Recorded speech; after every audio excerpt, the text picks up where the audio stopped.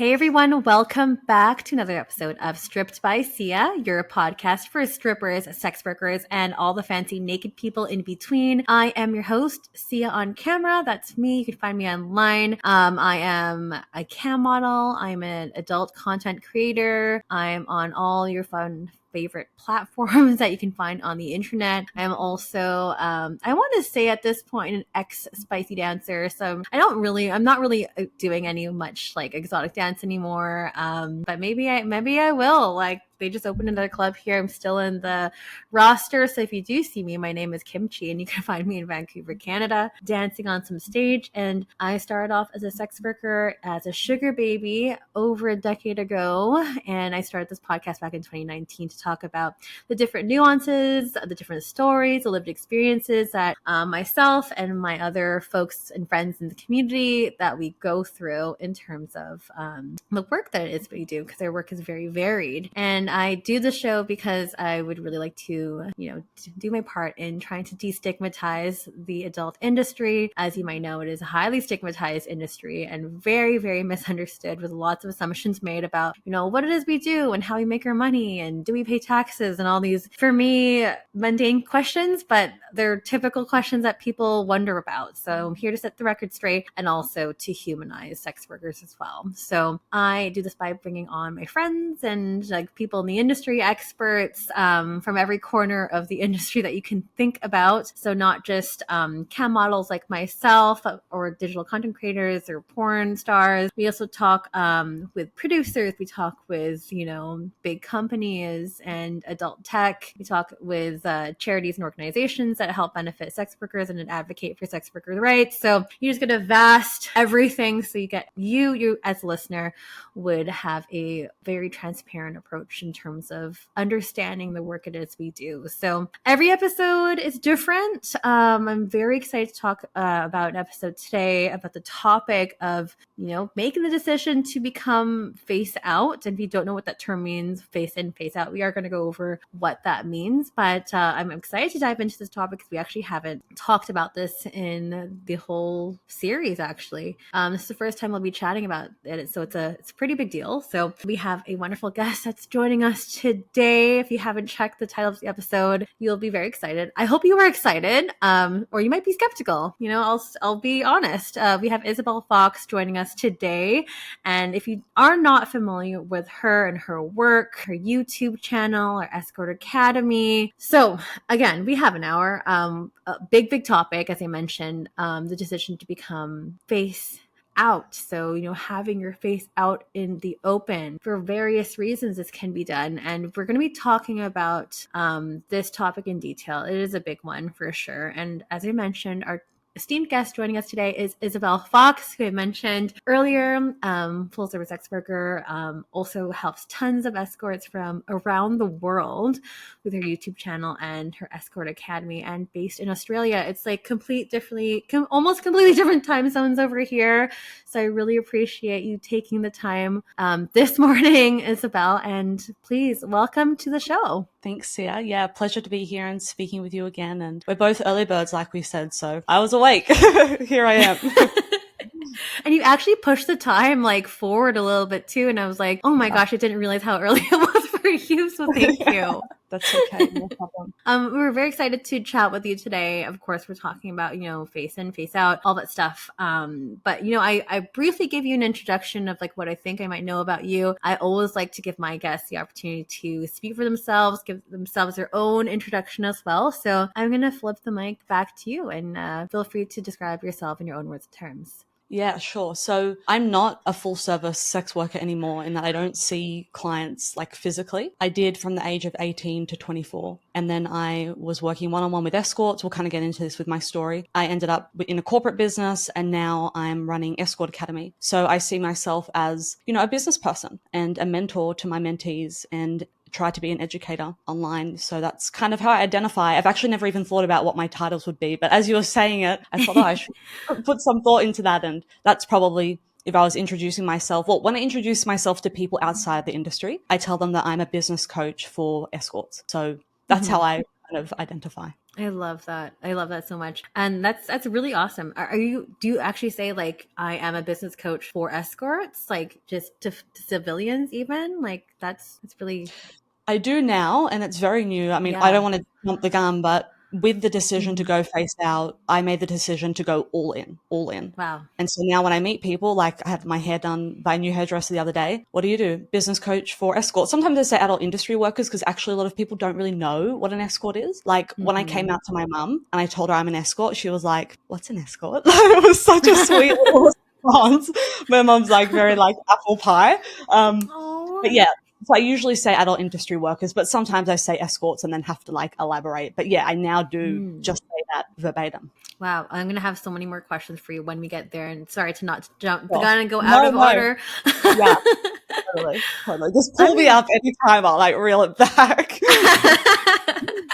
I mean, why don't we actually go right into your story, Isabel? Like, I know a lot of people are always curious about that and like want to know what your humble beginnings, what your reasons for getting in the industry were. I'd love to hear wherever your beginning is. Yeah, so I started sex work when I was 18. I'm 30 now, and I was a working escort from the age of 18 to 24, like mostly full time, like probably a lot of people went in and out a little bit, but that was my full time profession, and that's how I regarded it for that 6 year period. And the idea really got planted in my head when I was 15 and I saw the show Secret Diary of a Call Girl, and that Mm-hmm. might sound a bit scandalous, but at that age, I didn't have a lot of regard for the job. It was more like I grew up poor. I have got 5 brothers, single income household. Things were tough and I had a great family. Like looking back, I had so many blessings and so much to be grateful for, but like our circumstances were hard. And then I saw this show with like this beautiful woman who was like independent and she lived in the city and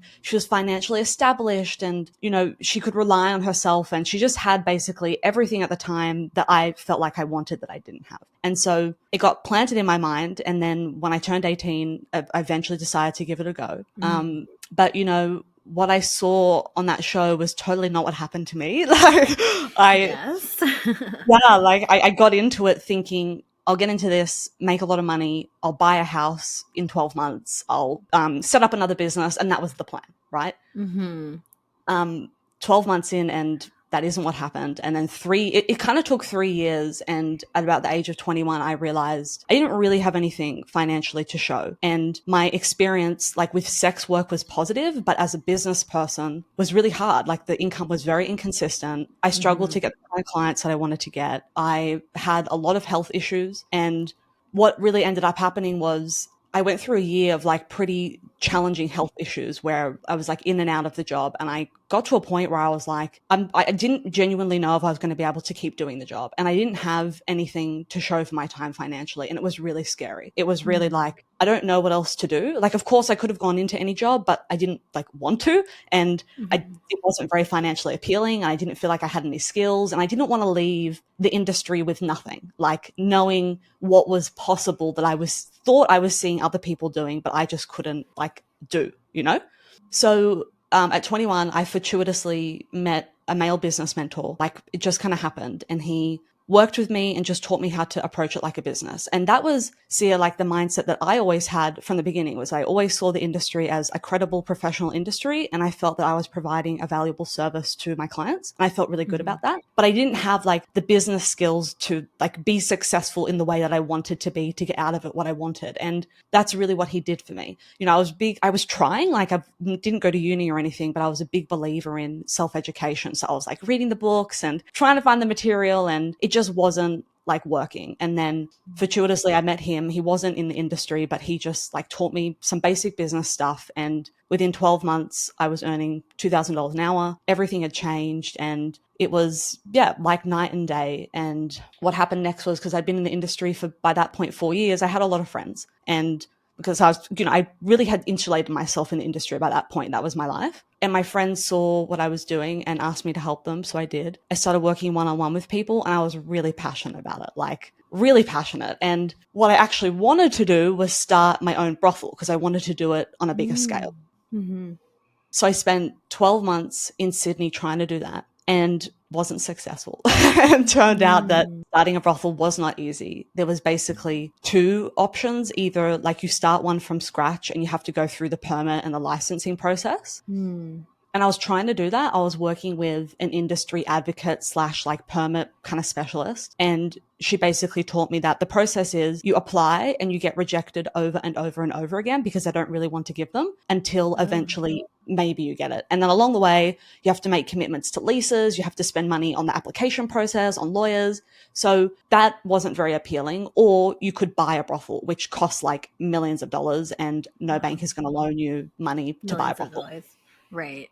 Yeah, at least not to buy a brothel, right? So they don't do that. So I spent a year trying to do that and it didn't work. And then eventually, like, we're still committed to what I wanted to do, which was to just like help more people in the industry because I was passionate about it. And so I went looking for a mentor like intentionally this time because it worked the last time. And I came across this guy again outside the industry and he basically said to me, make money first and come back and do the dream second. And he gave me like this corporate business model. He said, go do that. It's where you like build a corporate business and sell it. And then once you've done that, you can go back and do what you want in the industry. So I did that at 25. And 2 years later, I did a private equity deal for 8 figures at 27. Wow. And that was a real learning. And obviously, I was really pleased that it worked out. But what was actually even more valuable was I spent the next 3 years until I was 30, about last year, midway to last year, working alongside those people. And this was like a whole world seer. Like I'd been in the sex industry since I was 18, like didn't go to uni, didn't do corporate really. I didn't do corporate at all, had like a couple of random jobs in the normal world. And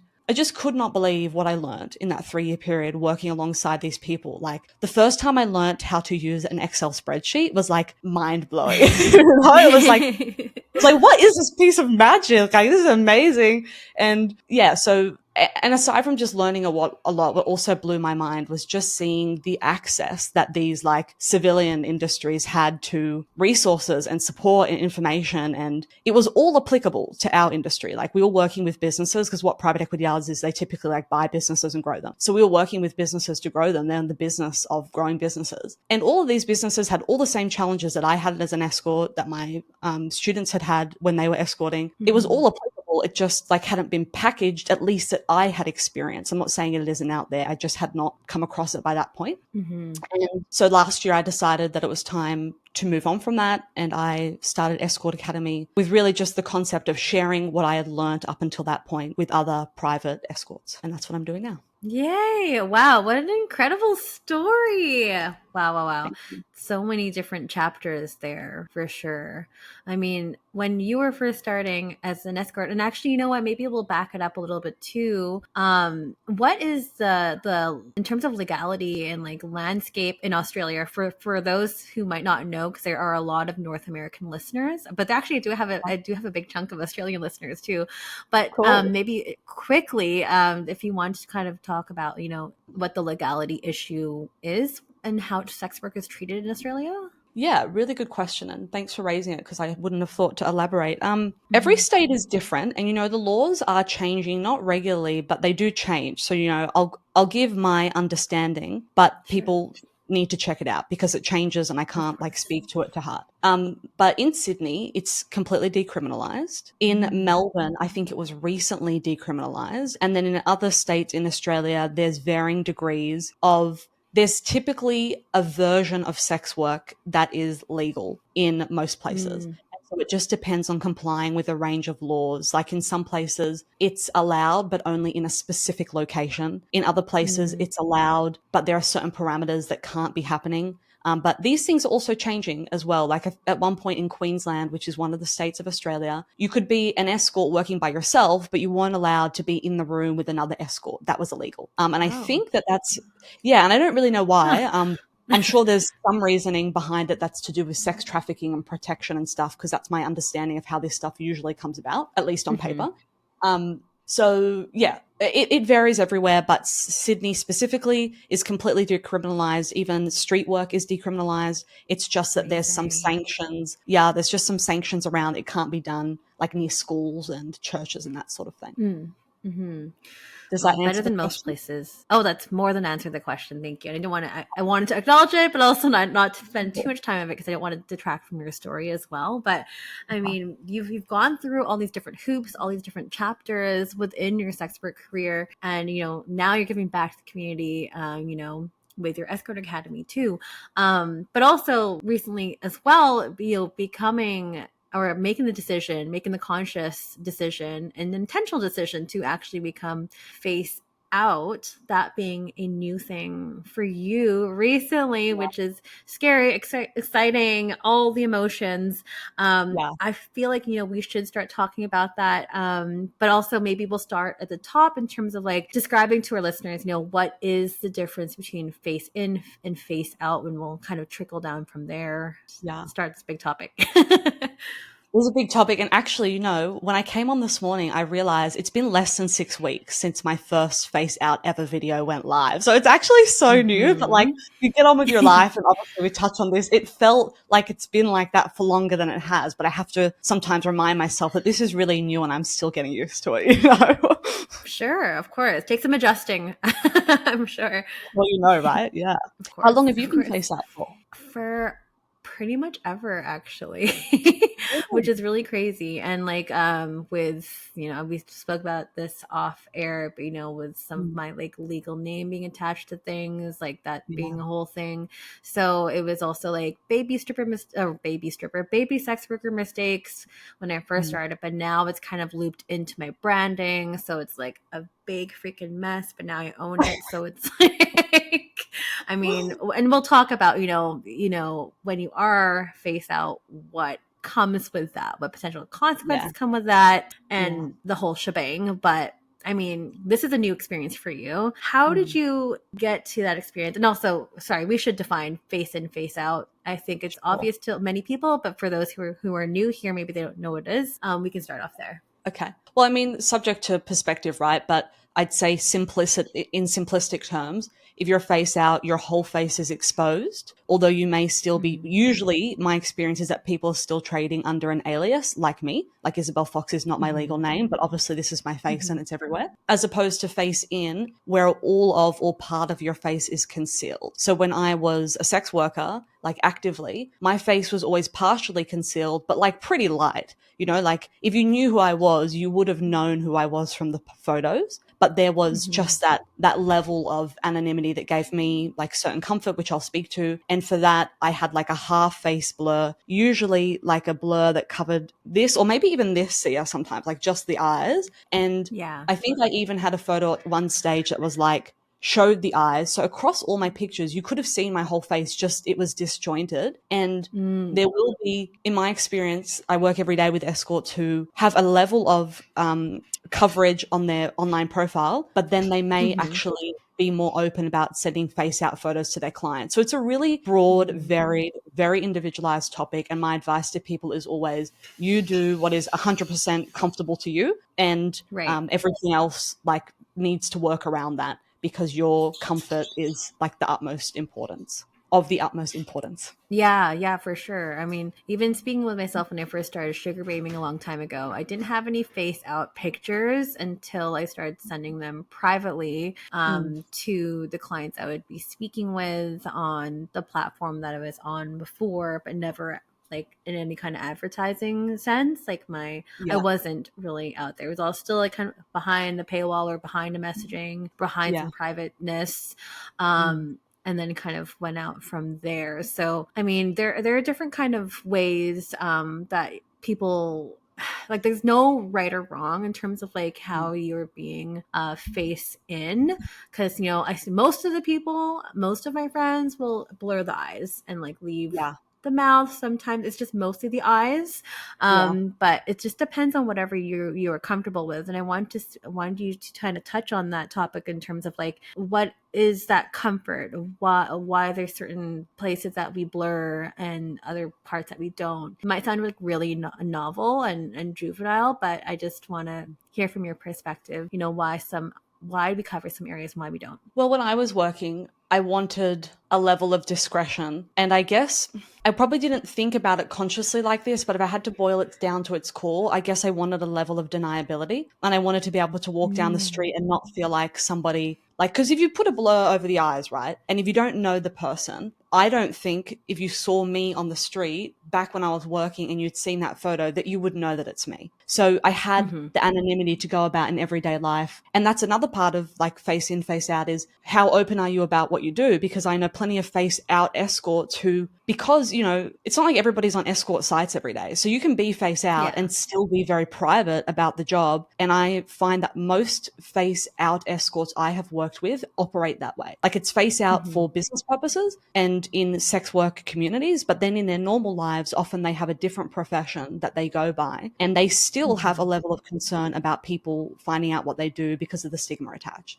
So I Mm-hmm. guess when I was working, to loop back to your original question, just having that made me feel that I had a level of discretion so that somebody who I didn't want to know wouldn't know. And when I was younger, I didn't really think about this until a few years in, but also then having to deal with institutions that are Mm-hmm. stigmatized, even though like legally in Australia you could do it, like going to banks and getting money Yeah. and having a bank account. Like in Australia, there were banks that if they knew you were a sex worker, they would close your account. Like even though it was Mm-hmm. legal, you weren't doing anything wrong. So it wasn't even just your personal preference. It was like, what level of challenge and difficulty do you want to take on in the world and live with every day? And everybody also has a personal opinion on that. And my view for many years Yes. was, you know, I was comfortable with people knowing what I did who were close to me, but I didn't want to deal with issues with banks, introducing myself to somebody and seeing the look on their face and having a whole conversation about it. And I guess the blur just helped to keep that boundary. I guess it was a boundary. I haven't thought Yeah, about it before, so you're definitely. giving me good questions.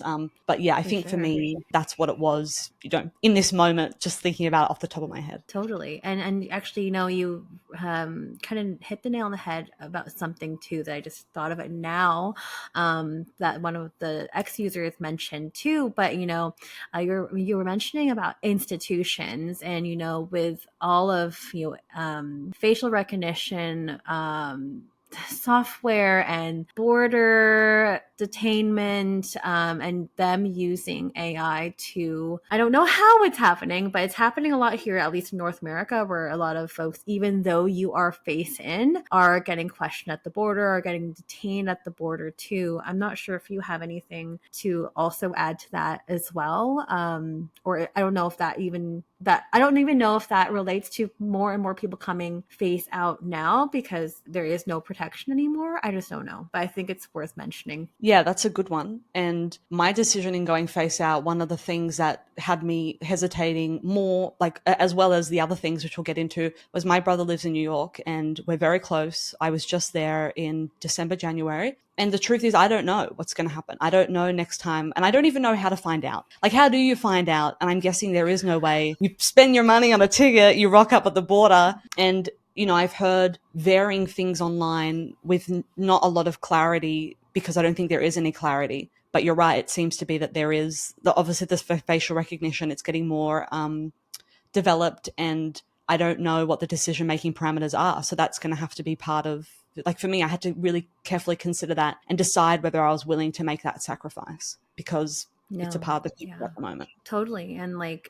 this will be the last little point before we move on, that I have to mention Cool. too. Like, there has been an increase, in, questioning at the border, people getting pulled in for Mm. questioning and being detained. Like, this is, and it's really trending upwards nowadays. I just don't know if it's maybe related to certain governments as well, or people in power. You don't have to mention here. But like, this also happened like many years ago when I went to New Zealand, and like I had already been long done with sugar babying, and like New Zealand is also where sex work is decriminalized as well. Yeah. And I still got questioned and like missed my connecting flight, and that being a whole thing too. And I just don't know what kind of like safety parameters there are out there, because I thought I was being super discreet about things and doing things safely as it could be, but I don't know, I don't know what What kind did of they systems question the you about? government does. It was crazy. What Oh, did they they were question, if you questioning don't me mind? about me being a sugar baby, and I had already been long done probably for about a couple of years already. But they were questioning me, like, am I going to be doing business in New Zealand? And I said, no, I have not done that for many years. Like, and I acknowledged that I did do it, but I was done for like 2 to 3 years at that point. I was visiting a friend, and they were questioning like if I was going to there to do work. And Wow.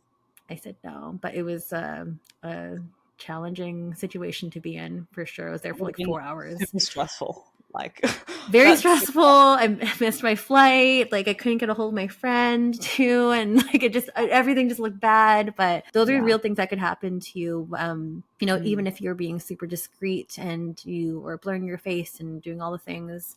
So something that we should definitely keep aware of. I mean, along this note, being face in, there has been at least some kind of safety that comes with that, or a comfort, as we were mentioning earlier too. But I think maybe we should talk about like safety precautions too when you are making a decision, or like things to consider when you're wanting to become face out, perhaps. Yeah, well, this topic is one to consider. Where do you live?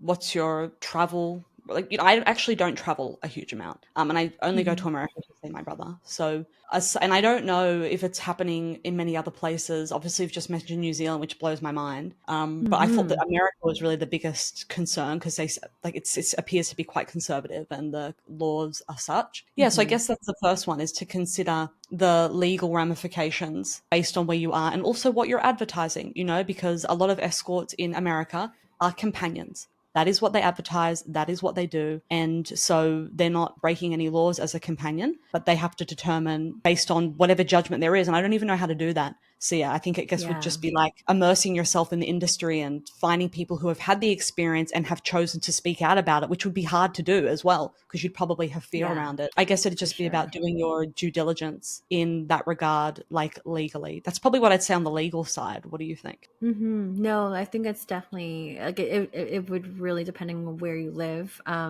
Again, with this particular podcast, yes, there are many folks that are in North America, based in North America, that have genuine concerns about traveling. I travel quite a lot. It is. I mean, knock on wood, I have not been in many scary situations like what I mentioned in New Zealand, but those are very, very real circumstances that can happen to you. And you also have to think about, okay, face out now. I'm recognizable by folks. Just on your everyday street, people can recognize you, not just institutions too. But yeah, the legal thing is a big thing for sure. I mean, going on the topic of like being recognizable, and this counts for and it's not even just limited to full service work. This can also relate to your work as cam model, as an adult entertainer, dancer, and stuff too. There is always going to be that chance that someone's going to recognize you on the street, and a potential of doxing of some sort. People to be like, hey, don't you dance at here, or hey, don't you do like spread your legs online, and stuff like that. Have you ever been in a situation where someone has recognized you before in your real life, and how to best navigate that? It happened one time ever. And, to add to that list as well, anybody affiliated with the adult industry and sometimes even seen to be endorsing it, right? Because working in the industry, I feel that I've been pretty fortunate and blessed most of my career, and that I've been surrounded by supportive people. And the times where people haven't been supportive, my judgment based on what I could derive from the interaction was often that they didn't want to have the stigma blow back on them. It's there. But then to answer your question, see, it only ever happened once, and it was just like the sort of thing that you could never possibly anticipate. I was working in a brothel, and I was also working at a gym, just like on the desk, right? And when you're in a brothel, often you're sitting in a waiting room, and when clients come in, you have the opportunity to like kind of peek around the corner, because everybody's usually concerned about, because I lived and worked in the same area, so Yeah. you'd kind of want to see.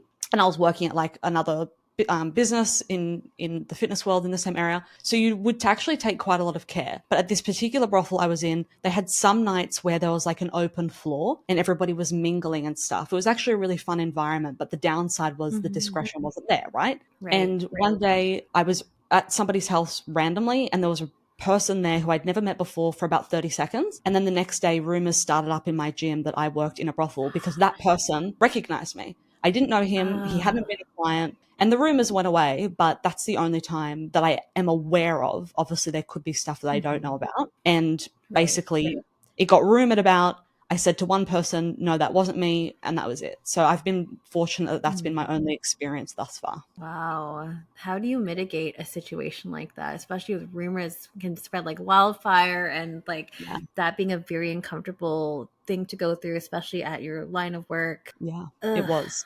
icky. Yeah, that's never fun. I mean, I have definitely been recognized, obviously, because like I'm a dancer. So we have posters here in Vancouver of like who's going to be featuring that week at certain You're on the clubs. So posters. yeah, we're on the posters. I mean, I don't think Okay. a lot of them don't print out the posters anymore, which is Okay. kind of nice. But earlier in my days here, there were posters. Did they And ask so you your can see permission who's going to to be do that? there. Nope. No, they just did it without asking. Nope. They just do things without asking. Vancouver here is a very strange place to be where a lot of things, especially in the strip industry, has not been my favorite, which is Okay. also, why I'm kind of like mostly retired. But that's a whole other topic, which we'll be talking about in a couple episodes, actually. But Wow. I've also had like people recognize me from my YouTube channel, which is luckily not sexual, but there are some sneaky links that also that like revert to certain areas. You'll have to click through a lot of hoops to go through YouTube, but yeah, just being recognizable, I think that's just something you have to be prepared for and not be in denial of, because I felt like when I did see clients out in the wild, I think there is a genuine mutual understanding about we're going to be cool, we're going to be discreet, and actually I'm not going to acknowledge you at all. Like that's just the attitude that I had given with my clients. Like it was something that we never discussed before, but it was kind of a mutual understanding. Like this is just how business goes. But now with creator businesses and people getting more access to you with paid platforms and stuff too, I feel like, and I don't know, and people can definitely chime in. I just would love to hear your feedback, but I feel like with fans, especially when dealing with fans and followers, that they almost feel entitled to gain more access to you and approach you in the wild. But people, I would love to hear from people to see what their experiences have been with that. I'm a super micro creator, so I can't say that like, oh my god, this person recognized me from this video or whatever. Like I'm not that as big as that, but like those are things that you should definitely consider when you are starting to put your face out in the wild, on the internet, in your ads, on your websites, all the places and stuff too. So also wanted to talk about privilege as well.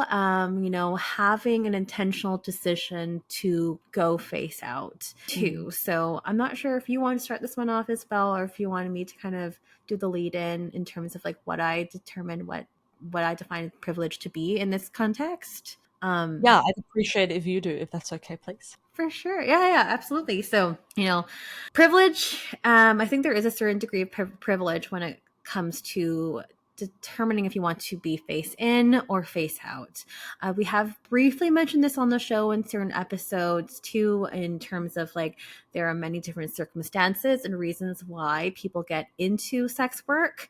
I'm really speaking a lot in this context to survival-based sex work, talking about people that are working to provide for their family, people that literally are living paycheck to paycheck, people that are in poverty, people that are working on the streets, that might need a bit more discretion, or maybe even people that are still working in the vanilla world or civilian world and might moonlight as like a dancer or moonlight as cam model and stuff to make ends meet.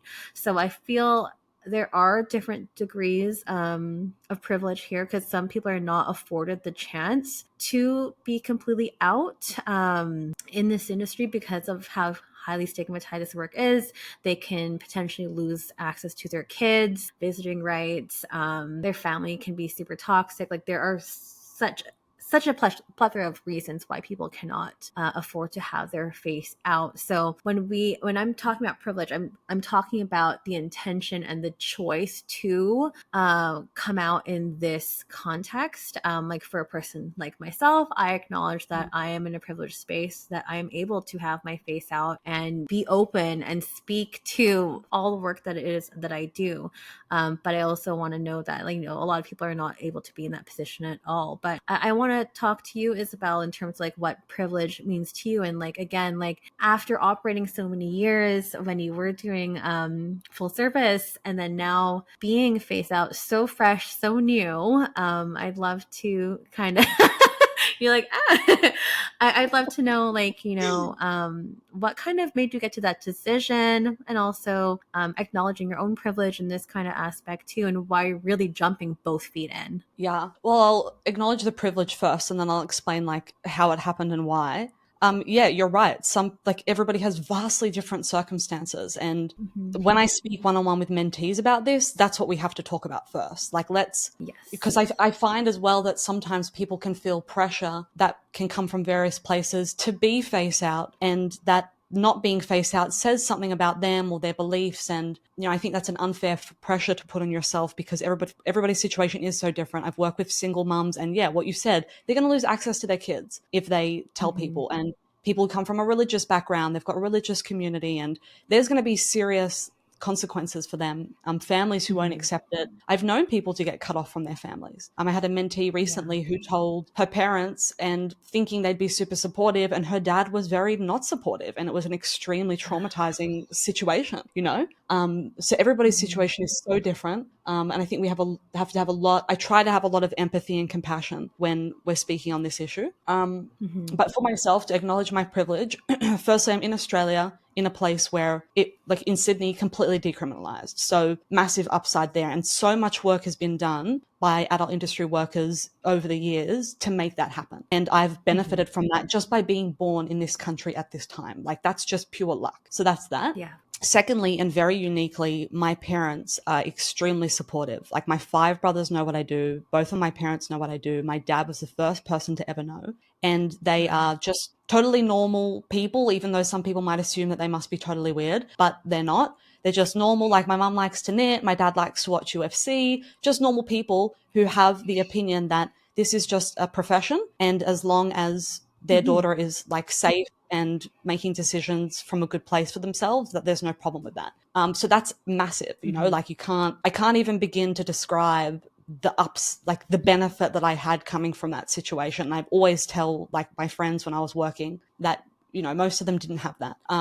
So there was that. I'd say that they're like two really primary ones, right? Like, and also I think being born at this time, I'm 30, and Mm-hmm. at this stage, even though there's still a huge amount of stigma, etc., it's certainly not what it was like 20 years ago. And again, that's because of the work that like brave people before us have done, and I've been able to benefit from that. So that's probably the main ones that jump out to me on that topic. No, definitely. I mean, along with that topic too, I feel like another thing to consider too, if you are going to go face out, being prepared to potentially, again, depending on your level of privilege, depending on your family and stuff too, but being prepared to have conversations with folks that are close to you, whether that's family, whether that's like your best friend and stuff too, or making the conscientious decision to actually not have those conversations. I think it just really depends on your own familial and like relationships that you have with people, and how, like, what their views are with sex work and how accepting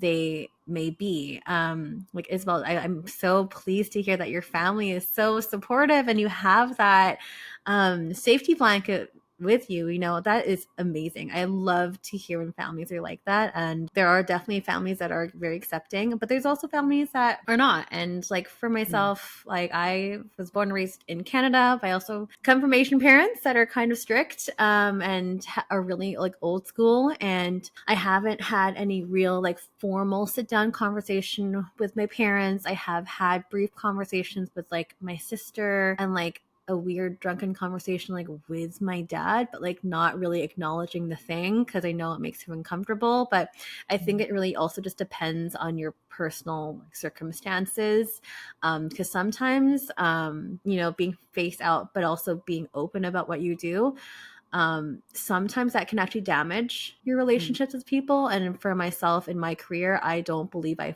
feel like I need to share it with my family. So I just wanted to offer my perspective here, not to take the spotlight away from you, Isabel, but also No to problem. offer these competing perspectives, that it's not all about like I have to tell everyone this is the whole thing. Like that's just actually not really realistic, depending on your own whatever is happening with your life and your own circumstances there. So I want to make sure that we spoke about that briefly as well. So, And on that, Sia, for the 6 years that I was a sex worker, there were some key people some of that time who didn't know for various reasons. And I was quite selective about who I told. Like, I'm face out online now, so it's kind of like, you know, that's a whole different thing again. But when I was working, I was very selective about who I told. My inner circle knew, but if I met somebody on the street, I didn't say that that's what I did. And for those reasons too, you have to pick and choose what like combination works for you, and only you can decide that, because you're the only one who has to bear the consequences and the responsibility of that decision. It doesn't have to be done a certain way. So I think that's important too, for people to acknowledge that it's based on your personal situation. And it's easy for me to sit here and say, oh, it's great, my family knows, but that's because there was zero pushback and one of my brothers is gay. And when he came out to my parents, my dad was like, that's fascinating. Is it nature or nurture? And then they had like a psychological discussion about it. Like, that's my parent. And I that's didn't amazing. I didn't choose that. I just like got born into that. And so it's easy for me to be like, yeah, my parents know, but it's because it came with literally zero hardship. But I've had other situations like romantic partners, meeting people, like where I have dealt with institutions and it's become a thing, and it's been completely different and very uncomfortable and not something that I enjoyed going through whatsoever, and traumatizing sometimes actually. So yeah, that's that. Yeah. No, it's a lot. I wish we had more Yeah. time to talk about that too. But you know, I feel like I mean, am I missing anything in terms of like other things that we should be considering, potential consequences that we haven't quite discussed as well in terms of like choosing to become face out? Yeah, I think financial institutions are a big one. So when I was corporate, initially when I started doing the business that I was doing, I was open about my history. But then when I started dealing with financial institutions, I realized that that was going to be like pushing shit uphill. And so I had to be more discreet. And, you know, that's a real thing, even here in a country where it's legal. I have found that you may like philosophically want to be open, but there are like lived consequences to that. You know, if you can't have a bank account, if you can't lend money, if you can't use like financial platforms, and I think more and more of these resources maybe are becoming available, but it's still very hit and miss. So that's something to consider too, is that aside from the stigma and the personal relationships, just living in the world can be harder in some areas, and not everybody wants to have to live like that, because why would you? So that's something to consider too. And I'm sure there's more on that in that pile too. I'm sure that you know more than me. You've been doing it for 10 years, right? I'm like literally just decided yesterday. So what do I know? That was one that I've already had to deal with, and there was no way around it. It was really unfortunate.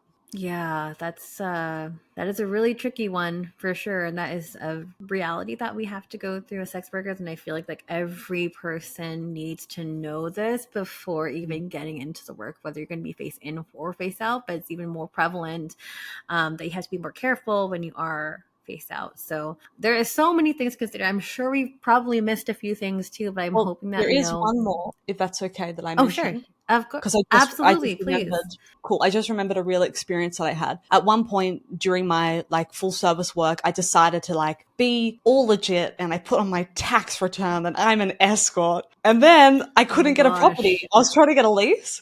And I could always get Oh my leases. And I kept getting knocked back. Yeah. And I'm thinking you have to provide, when you're self-employed, a tax return to prove your income. And I Right. was thinking, why am I Right. getting knocked back? Like, I've never been knocked back. And then I'd forgotten that I'd done it. And then, so luckily you can amend it. And I amended it. And then Wow. lo and behold, I got a property. So that's another thing. Like, again, normal living things, you try to do it legit, Yeah. squeaky clean. There was a girl I interviewed once to be my PA who was a former sex worker, and she was really upset because she'd taken a similar path, like gone face out, tried to be super profesh and legit about it. Mm-hmm. But then she was applying for civilian jobs and putting that on her resume, like full-time sex worker, Oh, and wow. couldn't get any job. And she was really upset. She was like, you know what, I don't want to lie. I want to be honest, but now I can't get a Yeah. job. So, there's another couple ones just from memory that have happened. My gosh, that's so sad to hear about that. I'm sorry that happened to you. That makes me very sick to even think about that. And these are definitely again things to consider for sure. Like, and that's honestly why I still keep some vanilla clients for my marketing stuff that I do. Like, for me, it's important that I still have a little leg that's in the vanilla world. Like, I have a couple legs that have nothing to do with sex work in terms of like my income as well, just because it makes my life a little bit easier, and it's important for me to kind of keep ties within that if I ever decide I want to leave, if I ever want to retire. I mean, I feel this conversation is going to have a part 2 at some point in talking about retirement and what you are going to be doing if you are face out, what happens with that, with your images being on the internet. How do you scrub that off? How do you scrub your presence off if you're doing a lot of online work that like I do? So if anyone's listening, I have to write that down because that's definitely a conversation I want to have a conversation about for sure. So, well, there's all the other, and one more thing I want to touch on after this quick thing is, then there's the considerations like, are you married? How does it affect your family? Do you have children? Like all those things, which is such a monster topic. So many layers. Oh my gosh. I feel like we could talk for another hour on this, Isabel. We can, but I know there's some other stuff that we need to talk about too. I mean, like, these are a lot of challenges that, out sex workers go through. Sorry to interrupt you. You might want to edit this out, but I think I should talk about practically. Often I find that people, when I've worked with them, choose to go face out for financial reasons, and I'd like to, because they think they're going to make more money. I'd like to share my view on that because I think it's pretty pivotal. Please share. Yes, though we'll do that. I'll clean this up, but please go through it. So another thing when I was working is I certainly considered going face out, but the only reason at the time was because I may have considered it would have been thinking that it would make me more money. But for various reasons, like, thinking that clients would see the face and then have more confidence about how you look and be more willing to book. I never ended up making that choice because I didn't ultimately really think it was going to be impactful enough. And certainly my experience has been working with so many escorts is that I haven't seen a significant difference in income from those who show their face and those who don't. And in fact, I've worked with mentees where they come to me because they've gone face out at some point thinking that they had to make what they wanted to make. And then in a combination of other things, we've actually taken them face in and they've ended up making more. So, that's usually when I was working and when I'm talking to escorts directly, at the heart of why they're considering it is because they're thinking, will I make more? And from what I've seen, and certainly that's only in the grand scheme of things, a drop in the ocean, it's certainly not, at least the first thing I would do. If you're in the situation where you want to make more money, there's a myriad of other things I think that can be done to maximize your income that doesn't involve making that decision. And so I usually say to people, if that's the primary driving force, then try other stuff first. Oh, that's definitely worth mentioning for sure too, because I think there's so many of these nuances that people think I have to do this to make more money. Do I need to get plastic surgery to make more money as a stripper? Do I need to do this, that? Do I need to do all these toy shows and offer everything under the sun as a cam model? Like, and there are other ways that you can work on your brand in terms of like making yourself make more money. And we can definitely, I wish we had more time to talk about that aspect. I feel like that's another topic too. We could be here all day. Isabelle, you want me to talk about like my decision to actually go face out? Yeah, please. Please. Okay. Cool. So I think it's like worth noting that for the majority of my career, I totally wasn't face out. And then for 5 years, I was in the corporate world. So it just wasn't relevant. So I didn't really have the need. And from a philosophical perspective, I was comfortable not being face out. And that worked for me for a long time. And aside from just not having any massive desire to do it, it was always a case of, well, what if? I don't know what the future holds. And so if I do this now, I don't know what impact it could have. And so that was always behind my decision to not do it. It was just simpler to not. But then when I started Escort Academy, what happened was it was really mostly a practical decision initially, which then ended up becoming a bit of a philosophical decision for me, is we were making content to put on social media because that was how we could get exposure, because you can't like advertise easily in our industry. And initially we were making content without my face in it because I actually thought that that would be more efficient, because making content is very time consuming. I hadn't done it before. Yes. Like I'd had a YouTube channel for a number of years, but very different type of content. So I started with faceless content, but that actually turned out to be incredibly complex, time consuming, really expensive, and just wasn't, really expensive. I just had no idea how expensive it was to do like content at a, not crap level, which was what I was doing before, and make like more than like one video. It's not simple. And so I started it like that, and then it kind of became clear at the end of last year, around December, that okay, going face out would make that whole process easier and probably more effective. And that's the first time I really considered it. So probably December was the first time it came into my head, that like, maybe you should do this. Maybe there's a material benefit here. And then in January, went to this business workshop and had actually a really upsetting experience.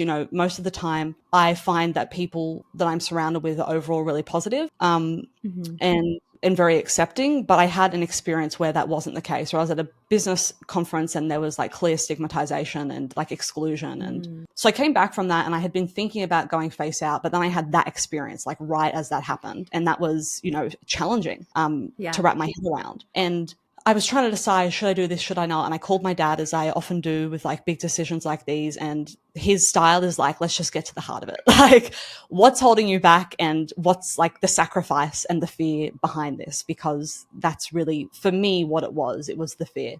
And so we had to get clear on like, well, why do this and what's the sacrifice? And there was a range of things to do with, like we've already touched on, not being able to go to America, potentially to see my brother, which is a big thing, the loss of anonymity, a range of other things. But for me, really what was at the core was just the fear of the judgment and the fear of what could happen and what I would have to deal with. And my dad said to me, fear is false evidence appearing real, in that, a lot of the time, things that we fear don't really come to pass as we expect. And he basically said to me, if you're going to do this, don't do it for business reasons. Don't do it for your mission. Don't do it like to make a point. Do it just for yourself.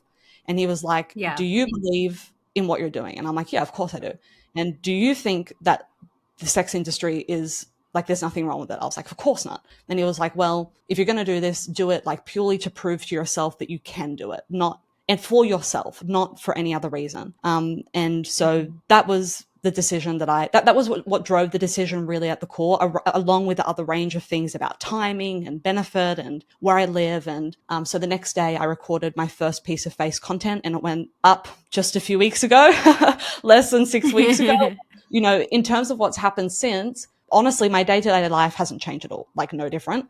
As I've said, everybody knows what I do anyway. I'm sure that could change. I haven't been recognized or anything along those lines. And the response that I got from my audience was like overwhelmingly positive. I've been making content for 10 years now, like on and off, but 10 years I've been online since I was like 21, sharing like my experience in the industry. And it was mostly just really positive and really encouraging. And it's been so far, touch wood, a good experience. Albeit a scary one, because also, as I shared offline, when I decided to go face out, I decided to be all in. And so now when I meet people, it is, I'm a business coach for adult industry workers. And I haven't done that before. Like I haven't just met a random human and told them and like had to deal with their response. So it's all very fresh and there's a lot happening. But I have to say that so far, I'm still pleased that I did it. It's done now. Yeah. Well, that's really great to hear. Yay. I mean, congratulations. It's a huge step and a huge thing for, again, folks to think about and to, consider. So I'm so glad that we're able to embark on this conversation. And this is going to be such a great episode when it comes out. There were a couple other things that we want to talk about too, as we close out the episode too, but talking about, other challenges, learning how to succeed as a solo operator, we can quickly go into that too, because I think it's kind of related as well, but feel free to go into that. Yeah, well, what I do now is I'm a coach for escorts, specifically private escorts or those who want to do private escorting. So a lot of my content is like geared towards that because that's what I've lived for years and that's what I'm dealing with every day. And, you know, we deal with all sorts of challenges, and stigma is a big one. And we've touched on that, and the face out, the face in. But the day-to-day challenge that I dealt with and that I see my students deal with is really just the perils of running a business and running a self-employed solo operator business where you're exchanging time for money and also where your body is part of it. So like I shared earlier, there was a time when I was doing the job, and for a year, there were times where I could not make any money because I was sick. And that'd be like an athlete, if you play like soccer for a living and you've like sometimes have a sprained ankle, it's like it's a serious issue, and it's a unique issue. And so when I was doing the job, that was really like my primary struggle that I lived with every day, and that created a huge amount of financial stress, and that really stood in the way of me achieving what it is I got into the industry to achieve. And it was really because of the mentor that I met outside the industry teaching me practical business skills that apply to any business just like ours, which is a legitimate business, that enabled me to figure out how to get out of it what I wanted.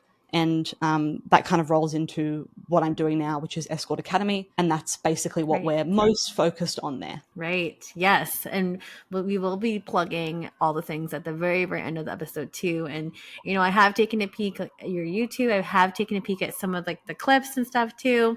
And I didn't want this to be a focus of the episode, but I know a lot of people were really curious about me inviting you onto the show to speak. Because I will, again, I'm just seeing what I see on X. X is a really interesting place to be. And, you know, very full of like very opinionated people.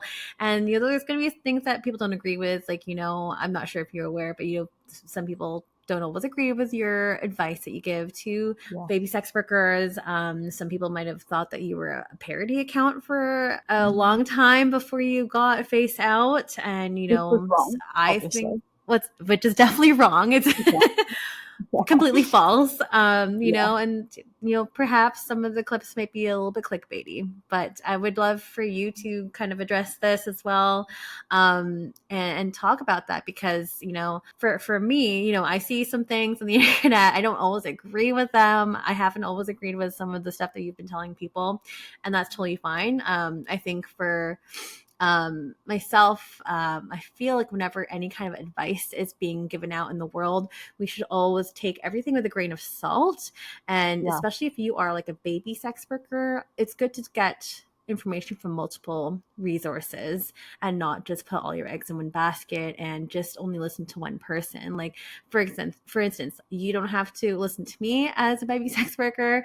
Like, I don't want you to only listen to me. I feel like you should be listening to other podcasts and you know, gain and educate yourself on different topics and from people that might be able to explain it better than I do. So it's, for me, I like to use a metaphor of like, you know, going to a doctor, get a diagnosis there, but also trying to get a second opinion from another doctor or getting another perspective from someone else. I think, again, people just need to be a bit more media literate and not just take everything at face value.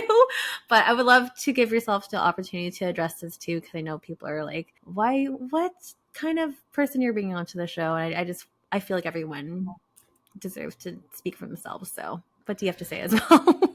Yeah, I mean, I think I've been online for 10 years. And I have not sat down and counted, but I can tell you gut feel anecdotally. For everything, all the feedback that I've gotten, less than 1% is negative, if you want to put that term on it. And to talk about how, like, I deal with challenges is that I actually don't subscribe to that language. Like negative, positive, win, loss, failure, success, that's dualistic thinking, which you can choose to reject, and you can instead choose to see it as all shades of gray. And how I look at this is all learning. So when people say the things that they say, I don't even regard it as negative. And in the totality of what I've done, I'd say less than 1% is sharing a view which is clearly different to mine, which firstly, if I'm going to be online and I'm going to live in the world with other human beings, I have to accept that that's going to happen. And I'm online in an interesting industry that is sensitive as well. It's not even just that it's stigmatized, it's a sensitive topic, because we're not talking about baking a cake. We're talking about having sex with somebody, which is an intimate act. So, you know, there's all these layers on it, which I take into account. And I knew going in And I'm a really big believer in freedom of speech. Just as I have the right to go online and share my view, other people have the right to share their view. And I fully encourage that. And I've never complained about it. And you won't see me complain about it because I don't have a complaint about it. So that's my like general consensus. And that's the attitude that I have and that I operate under. So that's kind of like point one. Then to the specific videos and the comment about being clickbaity, well, I'd have to have a conversation about each video because each video is completely different. And some of the ones that have taken off with more commentary, some of the comments that I've seen, in my view, miss the context of the video, which is a really good learning for me because you sit alone, like here I am in my little office. I sit alone with an idea, usually off the back of a conversation with a mentee where we're talking like this, there's context. We can go back and forth. And then I sit down and I write a 1 minute, 2 minute video and it goes online. And so there's a lot of context that's missed. And I'd have to go like video by video to respond to and seek to understand the other person's view and then explain what I actually meant when I wrote that. And you just can't do that online. Like when the first time this ever happened, like when people said that I wasn't real, right? Clearly they were wrong. Yep. And I tried to respond to that because I'd never been on Twitter before. Like I don't use social media in my personal life except for to watch educational YouTube videos. And so the first time that happened, I thought, oh, they've misunderstood. No problem. I'll just explain. And so I posted a photo of myself. One of my students went online and said, no, I work with her. And the response was not like, oh, okay, we understand. It was very much just fueled a particular sort of commentary. And so I learned from that this isn't the place to have a conducive, productive conversation. But it still has a place. Yeah, but it still has a place in my business. And I get mostly positive feedback. And so I continue to do it knowing that I'm going to make mistakes or I'm going to not explain things as well as I should. Like when I came on this, right? I wasn't thinking about the fact that non-industry workers are listening to it because all I do is work with specifically private escorts every day. And so a lot of what I write as well is with that context in mind. And that's been a learning for me is that, I have to consider somebody who doesn't know anything. And then I have to make a judgment about how much detail I'm going to go into and can even go into in 1 2-minute video. So, does that kind of answer the Of question? course, you more than you more than answered it too. And like, I hate when people have to feel like I have to answer to things. And like, sometimes I'm also an online persona outside of my sex work, and people have opinions, and they're going to be opinions, and I have my own opinion as well. And you are absolutely able to have that and exercise that. And I'm just able to have you on to speak your truth here, Isabelle, and also for you to share your experience too and your expertise, your perspective on this episode. I have enjoyed our conversation. I think there's lots of stuff that are going to be super useful for folks who are listening who might be in this exact same position as you were 6 months ago or 6 weeks ago. Sorry. So before I let you go though, Isabelle, where can we all find you? Yeah, so I'm on most of the platforms, but on YouTube, I'm Isabelle Fox Escort. So that's my handle at Isabelle Fox Escort. And when you land there, you can find me on X, as we call it now, Snapchat, TikTok, Instagram, Facebook. I feel like there's another one. I don't know if I missed a big one. A Blue Sky, just signed up to Blue Sky. So yeah, you can find me everywhere. But the YouTube was the original because it was the medium that I always used. And so you can see all my content there. And all those links are in the show notes below. So if you haven't clicked already, please do click around, do your thing. Connect with Isabelle if you loved or hated the episode. Connect with me if you loved or hated the episode. I would love to also hear from you as well. So if you want to get in touch with myself, it is Stripped by Sia on Instagram. Stripped by Sia, sorry, I lied. Stripped by Sia on X. Stripped by Sia podcast. Wow, it's really windy outside. Stripped by Sia podcast on Instagram. You could also find me. Where else can you find me? YouTube as well. You can find this podcast in any major podcast platforms too. And patreon.com/strippedbysia is where you can go ahead and financially contribute to the show. A lot of you have brought some really great perspective on the show, so I'd love to hear from you. With that being said, Isabelle, it was so lovely to have you on the show today. Thank you so much for joining me, and I hope you have a great rest of your day. Thank you for chatting with me over the last hour. Yeah, it's been a pleasure. And if I could end on two things. Firstly, like something that I really benefited from was having mentors along the way who like really propped me up when I was going through a hard time. And I speak to a lot of people in this industry and in life in general, you know, we all go through, like, life is like this. We all go through ups and downs. And so what I would like to share to like any adult industry worker or non-adult industry worker who's going through a difficult time is just like some support and a reminder to believe in yourself and that things always get better. Like there's always light at the end of the tunnel, and to just keep going even when it's hard, because that can be really, really hard to do. And it's a time when you need your strength most. And then secondly, as a little bit of a plug, is like similar to you, Sia, I believe massively in giving back to this industry. And it's not always possible. You know, sometimes you're in a hard time and you have to focus on yourself or clean up your own backyard. But when that time passes, when you get the opportunity and if you have the ability to give back to the industry by even just like responding to a referral request from a fellow worker, or, you know, answering that text from somebody who's reached out to you to ask you a question, if you feel comfortable and safe. And I just like really encourage people to do that and to give back, because I'm a big believer that we need to make change from the industry from the inside and by banding together and helping each other. And I'm doing that in the way that I'm capable of right now. Sia, you're doing what you feel you're capable of. And so, yeah, I just always like to plug that, like help. When I first started, there was an escort, Estelle Lucas, who gave me her time for nothing and her expertise. And it went a massive way in helping me navigate this industry. So I just always remind people to do that when you can. And that's Yes. And I love that too. Cause again, like I've spoken about this before, but like this work can be super isolating. It's nice to have a little bit of guidance to help you in the right direction as well. So thanks for mentioning that. But yes, great things, great points to end on. And thank you so much again, Isabelle, for joining me on the show today. It was a pleasure having you. Thank you. Thank Thanks, you. Sia. Likewise, lovely to speak with you.